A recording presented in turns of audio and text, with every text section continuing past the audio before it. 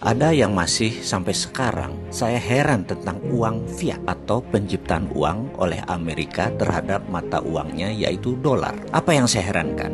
Mereka boleh mencetak uang sesuka-suka mereka, tetapi kalau rupiah mau mencetak harus ada jaminan atau underlying, di mana IMF dan World Bank pasti ngamuk jika tanpa jaminan, terutama jaminannya adalah dolar dan emas. Ayo dong pakar ekonomi yang katanya pinter, bisa jelasin ini nggak? Sementara di sisi Amerika, sejak 15 Agustus 1971, tanggal di mana Amerika memutuskan bahwa dolar tidak menggunakan emas sebagai jaminan cetak penerbitan uang tersebut, itu merupakan tanggal paling bersejarah bagi Amerika. Jauh lebih bersejarah dari terbebasnya perbudakan oleh Lincoln, dan jauh lebih bersejarah dari terpilihnya megalomania yang bernama Donald Trump. Karena sejak saat itu Amerika menjadi negara yang sangat kaya. Kenapa? Karena mereka suka-suka cetak uangnya. Sesungguhnya kita harus berani menantang hal ini, terutama para pakar ekonomi kita, dengan pertanyaan sederhana, terbitnya dolar itu berdasarkan apa?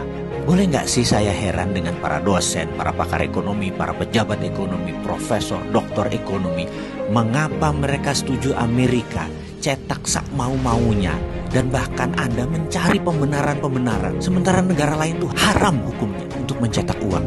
Dan hebatnya lagi, pejabat negara yang pasrah bongkoan dengan konsep ini tuh banyak. Saya tidak habis pikir, apa yang menyebabkan banyak negara tidak berani cetak uang sendiri seperti Amerika? Inflasi. Kok Amerika cetak sak mau-maunya, inflasi mereka di bawah 3 atau 4% sih? Subprime mortgage, skandal keuangan menghentak ekonomi Amerika hingga 8 juta pengangguran dan merugikan triliunan dolar di tahun 2008 yang menghajar banyak lembaga mitra Federal Reserve seperti Goldman Sachs, JP Morgan dan lain sebagainya. Hanya sebentar selesai masalahnya dengan Federal Reserve printing money billion dolar, lebih besar dari anggaran APBN Indonesia. Kita tanya kemudian, terus mana inflasinya di Amerika? Tahun depan ya, 2009 atau 2010, nggak lewat tuh 3% inflasinya. Mengapa Indonesia tidak ikut Amerika juga cetak duit? Ada emang yang menahan? Oh, ada.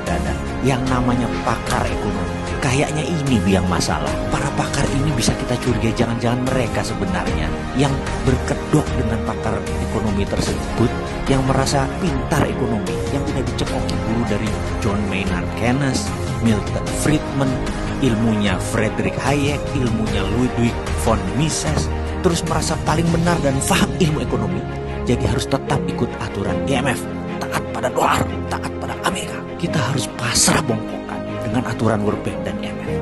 Cetak duit harus ada jaminan. Kita tanya, lu kok gitu sih? Apa benar ilmu itu?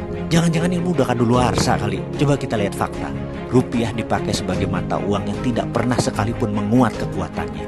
Yang katanya oleh pakar ilmu ekonomi mereka itu teorinya benar, manut dengan IMF. Mana hasilnya? Mana buktinya teori yang Anda praktekkan itu tadi berusaha membuat rupiah menguat atau Indonesia berjaya ekonomi? Tetap saja inflasinya besar tuh, bahkan defisit neraca perdagangan juga besar. Tetap rupiah melemah sepanjang jagat.